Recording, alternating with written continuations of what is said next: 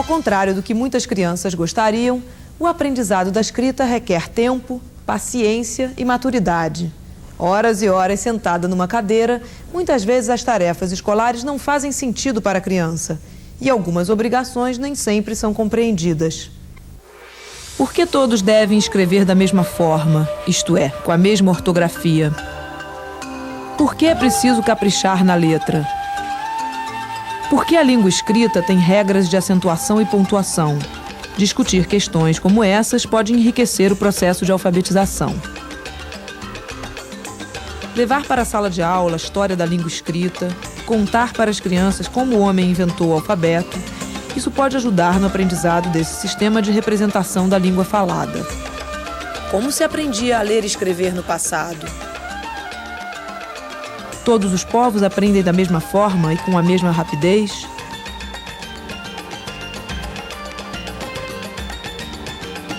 Saber um pouco da história das línguas escritas, do papiro à tela dos computadores, conhecer a história da aprendizagem da leitura e da escrita através dos tempos, ajuda a refletir sobre o processo de desenvolvimento das relações dos alunos com os textos escritos.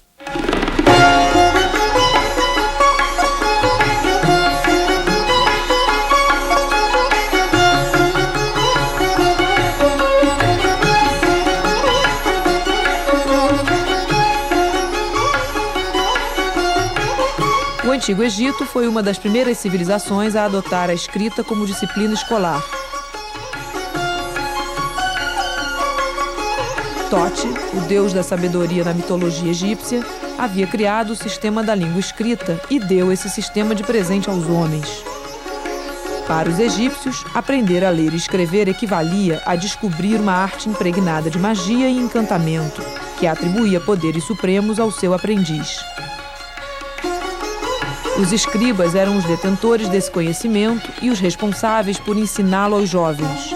Dominando a escrita, eles se tornaram poderosos dentro da sociedade egípcia. Graças aos escribas, os antigos egípcios puderam registrar sua história, sua medicina, sua gastronomia, astronomia, mitologia e literatura. Os caracteres de sua escrita são chamados hieróglifos, que significa grafia sagrada. Os hieróglifos combinam signos diferentes como os pictogramas, que são desenhos representando objetos, seres ou ideias, misturados com outros equivalentes aos sons da fala. Encontrada nos sistemas mais primitivos de comunicação, a pictografia combina desenhos não para expressar diretamente os sons, mas para lhes dar um sentido narrativo. Assim, a figuração, mesmo esquemática, de um monte, 5 homens e acima do monte 3 luas, é o meio de relatar que 5 homens passaram 3 noites na montanha. Os egípcios foram também os inventores do primeiro tipo de papel, o papiro. Feito a partir desta planta de mesmo nome, o papiro serviu para popularizar a escrita para além do meio seleto dos escribas.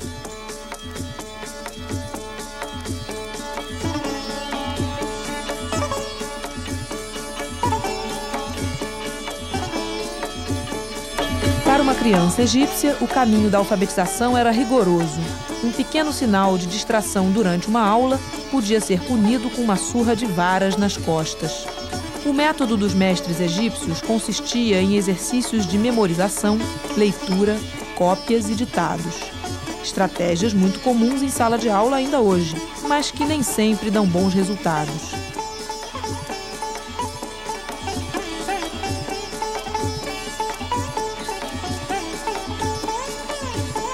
A história da escrita é uma história de família.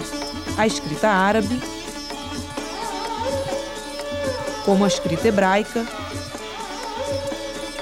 nascem do alfabeto fenício. O alfabeto fenício não tinha letra para representar as vogais. Apenas as consoantes eram escritas e as vogais eram deduzidas do sentido das frases. Por volta do século VIII a.C., na Grécia, se falava uma língua muito diferente, com sons abertos, cheios de vogais. Os gregos tiveram uma ideia simples e genial. Passaram a representar vogais com estes signos: alfa, épsilon, ômicron e y. No século V a.C., o alfabeto grego já existia, contendo 24 letras, 17 consoantes e 7 vogais. Esse alfabeto podia ser escrito em letras maiúsculas ou minúsculas. As maiúsculas serviam para gravar em pedras e as minúsculas para escrever sobre o papiro. Os gregos inventaram também as ardósias, tabuletas cobertas de cera, onde os alunos escreviam com estilete e que depois podiam apagar.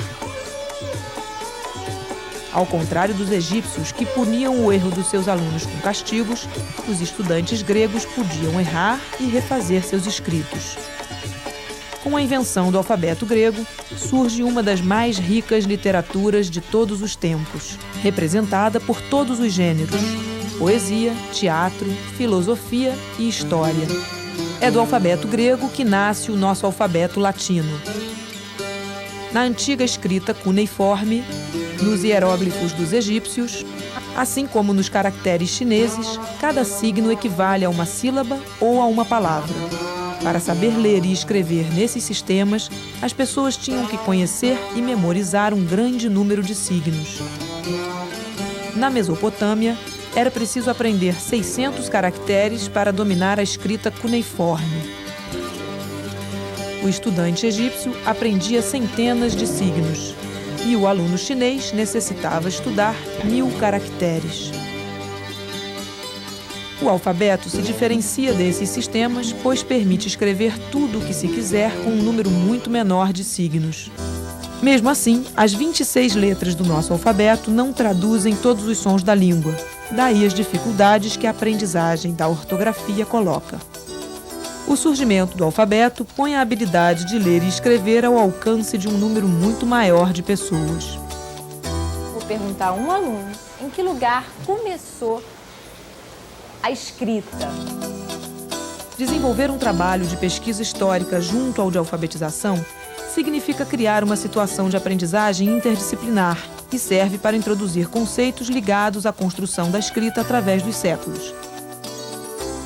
E transmite aos alunos a ideia de que a escrita é um processo construído ao longo de milênios. Ao despertar uma reflexão sobre a história da escrita, o professor está dando uma nova dimensão às questões do dia a dia de sala de aula, como a correção ortográfica, por exemplo. É possível que cada aluno escreva da forma que quiser?